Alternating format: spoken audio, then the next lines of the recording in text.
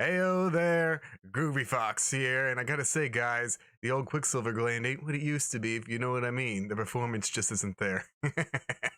Anyway, we're coming at you from the Grindhouse, and today we got a quick review for The Invisible Man. Now, is it a substantial step forward in the right direction for the Universal Monsters, or is it more of an attempt to cash grab in on a classic movie franchise once again? Let's find out together. Now, first and foremost, I have to say that Elizabeth Moss does a fantastic job acting in this movie, and that's a good thing because this movie really hinges on her performance. And that's because this movie is more of a reimagining more so than a remake of the 1933 classic film. This movie is to The Invisible Man like Mary Riley was to Dr. Jekyll and Mr. Hyde. This is entirely a story about the Cecilia Cass character, and the monster character is really more of a plot device that kind of keeps things moving along, like the zombies in The Walking Dead.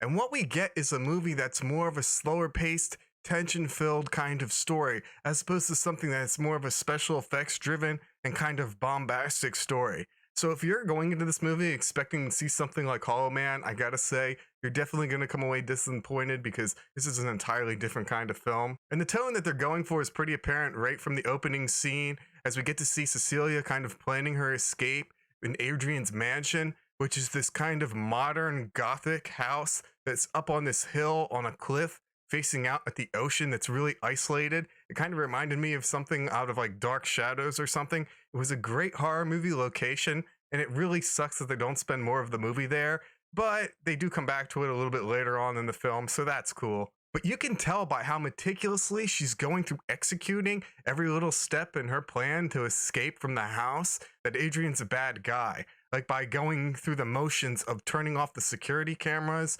shutting off the alarms, having her bug out bag ready to go, drugging Adrian in his sleep, apparently. This is definitely a bad guy in a bad situation that she's just desperate to get out of. And it really adds to the tension of the scene. Like when I saw this in theaters, you could really hear a pin drop like at any time during this opening sequence. And it was just great. Like it worked perfectly. It was fantastic.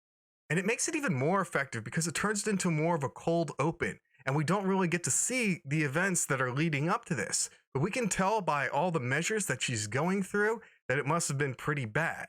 And it leaves it up to our imagination to fill in the blanks. And as horror fans, we know that usually what we use in our imagination to put those two and two together is way worse than anything they can actually put on screen without getting an X rating. And kudos for the filmmakers for doing it that way, because it shows us how affected Cecilia is as a victim, while at the same time not depicting Adrian's actions and glorifying them by putting them up on screen. So that was definitely pretty clever and probably something tricky that they had to work around, I can imagine. And man, you get a really good shock when you think that Cecilia's safe and she's out of the house and she's literally made it through the woods and she's in the car and she's ready to go. And then Adrian just comes bolting out of the darkness and punches through the car window and tries pulling Cecilia out like he's a frickin' 28 Days Later rage zombie. Like comes out of nowhere. And it was such a good jolt and lays the stakes for how crazy this guy is right at the beginning of the movie. It was actually really well done. Like it came out of nowhere. Like I said, it was like the first really scare in the film that wasn't like a jump scare, and the jump scares in this movie were pretty well earned, so they weren't terrible, but again, they were still there. But this one was just great. So Cecilia gets away and goes into hiding, and at this point she's definitely dealing with some pretty heavy PTSD to the point that she's pretty much agoraphobic for about like 10 minutes of the movie. That is, of course, until she finds out that Adrian's killed himself. And this isn't spoilers, and we are going to go into slight spoilers in this movie, so I probably should have said that earlier. But all the spoilers I'm going to go into are already in the trailer, so that's your problem for watching this video. And then the movie kind of switches gears a bit because Cecilia thinks that Adrian's dead, but then weird stuff starts to happen around the house. And we as the audience know that obviously Adrian's probably still alive and somebody is like stalking her. But these are kind of subtle things, like it's the kind of things that we see as the audience, like a camera angle lingering on empty space, kind of like implying that somebody might be there, but they don't actually show it. Or like something happening in a scene like a knife falling and not hitting the floor, but Cecilia doesn't really notice it. It's all there for us as the audience. So she thinks that something's a little bit strange, but she's not even sure. So even she's kind of thinking that she might be a little bit crazy. So it was definitely an interesting kind of shift as to how the movie started. That is until we get this awesome scene where Cecilia is asleep and the invisible man pulls the sheets off of her and takes a picture of her with his phone, and it wakes her up. And she goes to get the sheet back, which is on the floor, right? And then when she goes to pull the sheet back, the invisible man is standing there on the sheets, and you can't see him, but you can see his footprints there. And she's pulling the sheet tighter. And then as she's pulling the sheet, she doesn't really understand, and she's pulling the sheet towards her. Like he starts to lean in and move closer to her.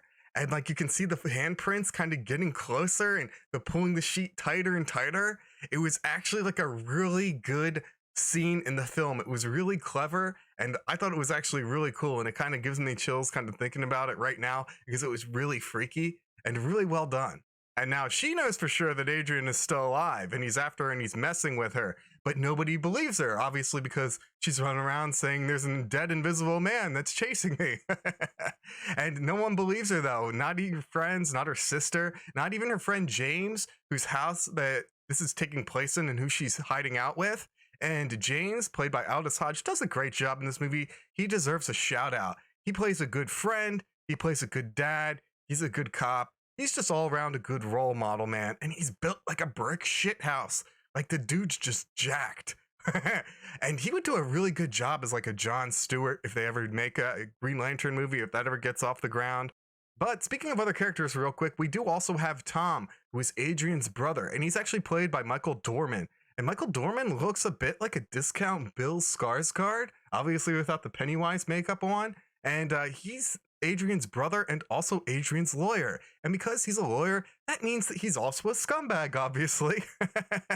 But we don't know how involved he may or may not be with Adrian's scheme. But I just thought I'd give him a quick shout out too while we were on the subject of side characters. But while the build up to the reveal is all great, once we get to that face to invisible face kind of confrontation, that's where the movie starts to lose me a little bit.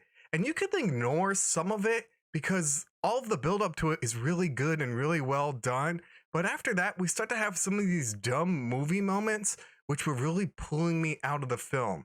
Like, if you're being stalked by an invisible man, as you think, and then you find a cell phone with pictures of you sleeping on it in the same room at the same time when you thought you saw this invisible man and no one's believing you, damn it, you hold on to that freaking phone.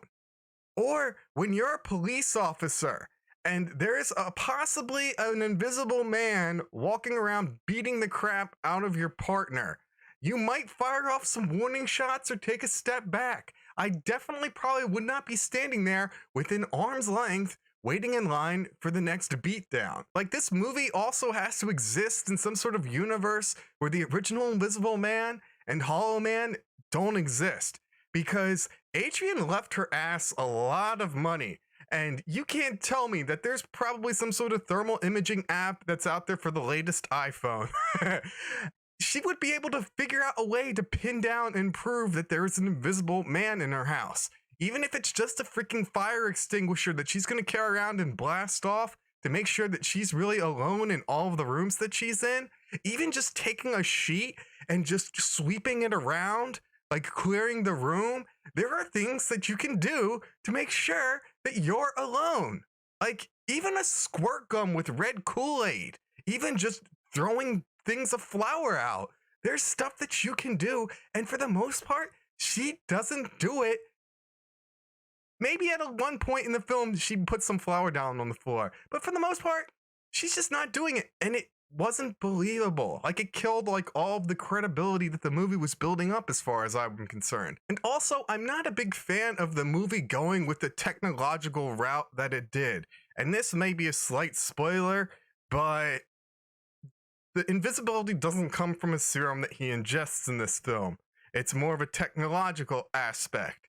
And that kind of changes the character and takes the whole character from just being someone that was driven crazy by this experiment to just someone who was always a jerk and was always going to be a jerk whether they had the ability to turn invisible or not, you know? And that's kind of weak. Unlike most of the Universal monsters, you can tell that the Invisible Man is having a lot of fun being an invisible man. He's wants to take over the world. He's not there to just bug his one girlfriend who he's obsessed with.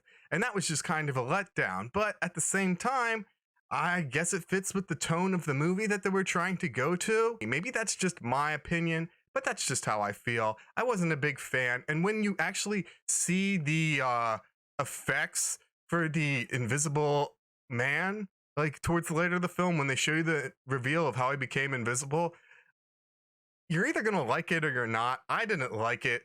Like, I just thought it looked cheap.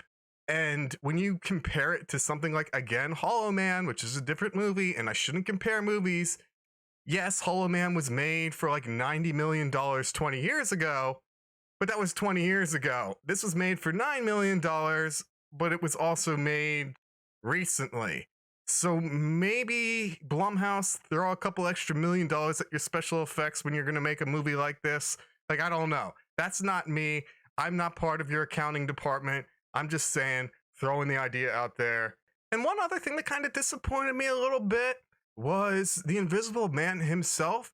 I'm a big fan of the Haunting of Hill House series, and I liked Luke as a character. And we only get to see Adrian Griffin as a character for a few minutes, like 5 to 10 minutes of this movie towards the end. And it seemed to me like Oliver Jackson-Cohen was just playing Luke from Haunting of Hill House, but with maybe a little bit more of an air of sinisterness about him. Like, he didn't have that kind of energy that Claude Rains and even Kevin Bacon brought to his character, and it was just a little bit underwhelming. I mean, I get that he's doing his own thing, but it feels like he was just playing the same character pretty much, with most of the same kind of nervous tics and kind of mannerisms that he played in Haunting of Hill House. And that was just a little bit weird to me. Like, I don't know. I'm not sure. Did anybody else pick up on that? Was it just me? Maybe the guy's just that good of an actor. I don't know. When someone's a good actor, they should be able to be transformative from role to role, not just play the same character with slightly different variations in every other movie. But all in all, I thought this was a really good film. The majority of it was really tense and well shot and well executed. And pretty much throughout the film, the acting in it was really good as well. There were just a couple of big points, especially towards the end of the movie, that didn't quite click for me, but it didn't ruin the whole experience of the film. I'm glad I took the ride, and it's definitely worth seeing if you're a fan of the Universal monsters. If I had to give it a score, I would say that this movie's definitely a solid 7 out of 10. Maybe if I liked it a little bit more, maybe an 8. If I really want to pick it apart, maybe a little bit closer to a 6. But definitely not bad overall. But the big question is this movie a good jumping off point for the rest of the Universal Monster Horror franchise? And I gotta say, that's a topic I'm going to save for a different video. I hope you guys enjoyed this. Make sure to hit that like button. Make sure to subscribe to the channel. Make sure to follow me on Twitch. Other than that, stay safe out there, everybody. Groovy out.